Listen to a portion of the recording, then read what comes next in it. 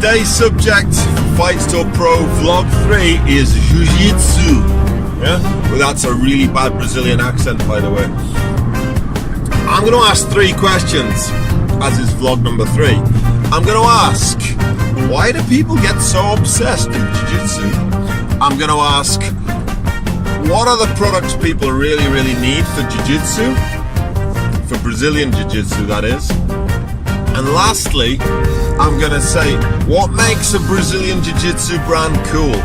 Those are my 3 questions. This is PROVLOG 3. Let's see what's next. So the question that I asked before was, what is it about Brazilian jiu-jitsu that people get so obsessed about? Now, I've done a lot of martial arts in my time. I've done boxing, Wing Chun, I've done a lot of kickboxing and Muay Thai. And all of them I came kind of a little bit obsessed about, especially boxing and Wing Chun. But jiu-jitsu, you fall in love with jiu-jitsu. You fall in love with jiu-jitsu almost in a way that I haven't seen elsewhere. So Duane, what do you think is the core essence of why that happens? The main thing I think is the constant evolving. It never stops evolving. The techniques are always evolving. You could have a rear naked choke a few years ago, you do that same rear naked choke. Now, people are doing it in 10 different ways. Every world champion does it, everything slightly different way. So there's never a stop point. I got a black belt 6 years ago, it means nothing in terms of techniques. Today? Today. Yeah. It's just that constant evolving.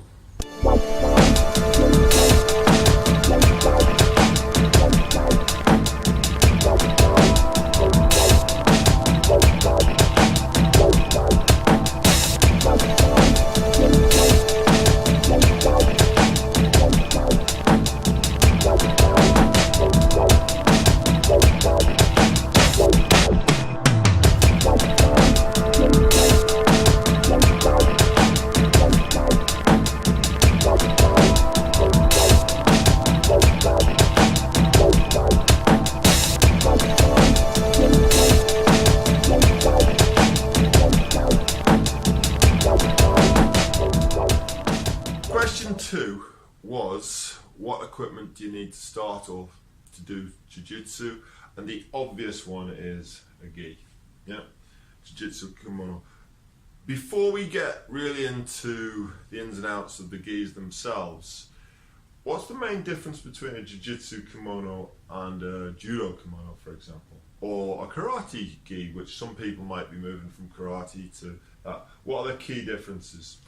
A karate gi is going to be a lot lighter, and it just won't. It's probably going to rip, It's right? just not going to live up. It's just not going to be able to live with the stress it's going to be under. Judo gis tend to be thicker, and also the sleeve tends to be halfway up your arm. Not legal for competitions. They're the primary main differences, I'd say, for different martial arts. A lot of guys back in the day used to use judo gis. Absolutely. In fact, jiu-jitsu came from judo, effectively. So you know, if somebody's wanting to buy a really cheap gi, they could probably buy a judo gi, right? That's true. Yeah. Okay. So moving on to specific jiu-jitsu kimono. So I'm wearing my old Machado's kimono. I've had this for about 15 years. I think I got it when I got this. You know. Yeah, we talked about that already. Yeah. This is a classic style gi. It's a little bit short on me because I'm an A3.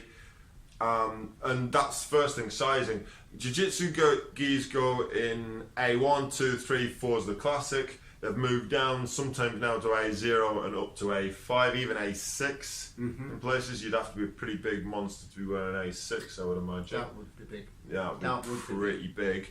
They've also done this A2L and R and heavy H.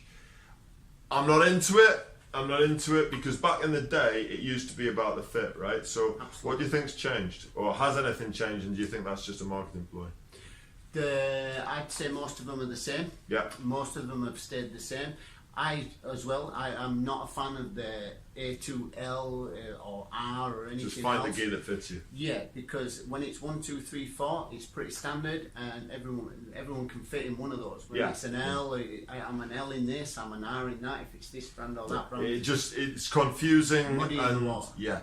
the idea was that a really thin guy who was lightweight but thin and quite tall, he didn't really fit a 3, but a 2 was too short on him. But back in the day, you would just find the cut that fit you. Yeah. So to clarify that, in a Fuji gi, I take a 4, but actually it's too long for me. In some gis, a 3 is kind of too short for me, so a Fuji would be to 3. And the Machado's fit, it's perfect. It's actually spot on for me. The new Revgear gis are perfect for me as a 3 because they were done with an American cut in mind for a slightly bigger guy. So the 2 will be bigger than a Fuji, but it's not super long. Yeah, but it used to be like that. Like a Corral used to be a long gi. Yeah. Yeah. Yep. Whereas I'm trying to think of the brands. Keiko Hasa was a little shorter. So Classic. Yeah, classic gis. So let's just have a look at a few of the features. So just to talk about the features of a jiu-jitsu kimono as opposed to maybe a different one. So this is a Fuji. Yeah, it's the classic Fuji cut. Yeah, what's the, like, let's not talk about the brand though, let's just talk about the features of a jiu-jitsu kimono. Yeah, so the collar, as you know, they tend to like a slightly thinner collar on the competition gis and stuff like that. Yep. Yeah, what's the reason for that? Just getting hold of them. Yeah. It's just for ease of use and being able to get hold of it. Yeah. This is a nice all-round gi. It's a very, very good weight. I'm a big fan of lightweight gis. Yeah. And the trend has gone very much to, there used to be a thing called a double weave, which is almost completely out of fashion now. Yeah. but all the instructors used to wear them, but nobody wants them anymore, right? Yeah. So the trend has very much gone towards lighter weight light gis, and yeah? soft. Yeah. You can get the old ones. It's like putting your hand inside a Brillo pad. A Brillo pad, indeed.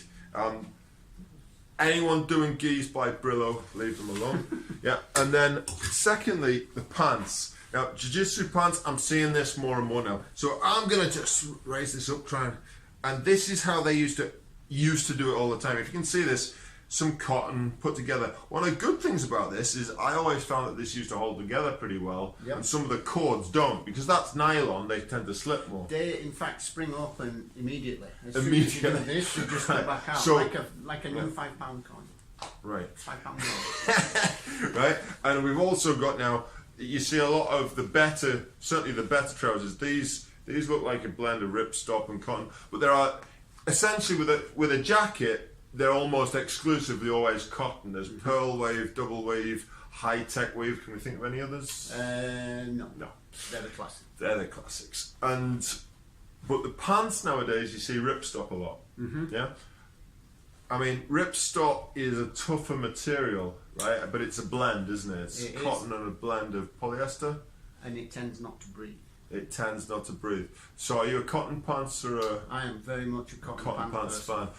But there's no major advantage. I wouldn't say so. Yeah. I wouldn't say so. I like the cotton because they feel lighter on me. The ripstop can sometimes be a bit stiff. Yeah. But apart from that... So moving on. Other essential equipment for jiu-jitsu. If you don't really know what it is you're looking for, you need a half decent gi to start with. Find the brand that makes the fit work for you. You can look at my other vlog about style and brand, you know, which brand fits you. But with jiu-jitsu, it's which fit fits you. Yeah? So. To a large degree.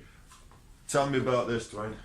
The stuff that you pinch from my shop all the time. This is by far the most essential piece of jiu-jitsu equipment. After a gi. After a gi, of course. Yeah. You need the gi to get on the mat in the first place. But finger tape, if you ever watch any of the major competitions, all the major people have finger tape on.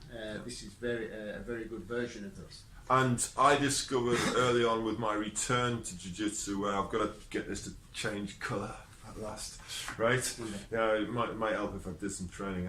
But this on early on returning to training, I absolute pulled, I think it was this finger to bits. I couldn't use it for a week. I couldn't box, I couldn't lift weights, I couldn't do anything due to basically straining the tendons, right? And this is what this is to guard against. Absolutely. Essentially. So we're going to actually do a video on our tutorial series with Duane, and he's going to show you how to wrap your fingers with tape properly in a later video. Look out for that one.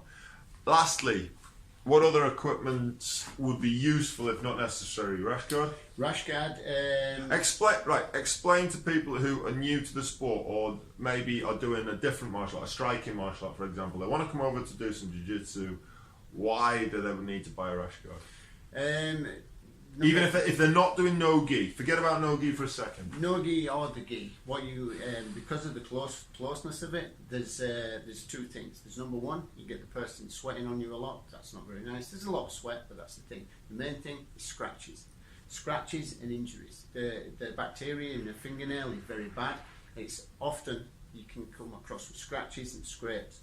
So a rash guard essentially is to protect. Because where rash guards originated was actually in surf culture. Right, yeah. Right? So you would get sunburn for a start, like you're out in the sun, on the sea, but also scratches and cuts off the board itself, pushing yourself off the board, all that. That's where it came from. But jiu-jitsu really was, was brought up on the beaches, wasn't it? Absolutely. Yeah. Okay. So lastly, any other bits of equipment which are like really, really useful for jiu-jitsu? Shorts, and of course the most important thing, the flip-flop. So now, whether you want to buy specific jiu-jitsu flip-flops or these really useful ones where you can open beer bottles with, that's your shot. Make sure you turn up to class with flip-flops, otherwise people like Duane are going to get really upset with you. Sign, mate. They're all fucking same, mate.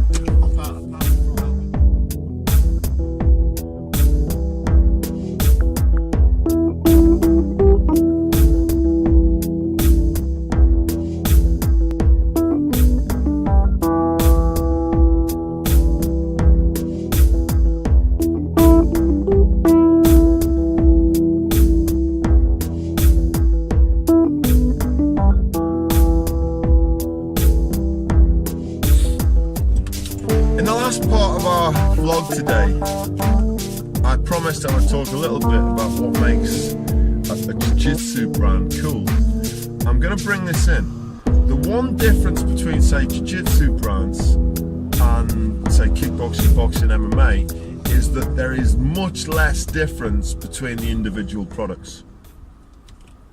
I can talk endlessly about boxing gloves, shin guards, MMA equipment, pads, I can endlessly talk about this, but the difference with jiu-jitsu is much less because essentially they all make a cotton suit. It's hard to argue with that.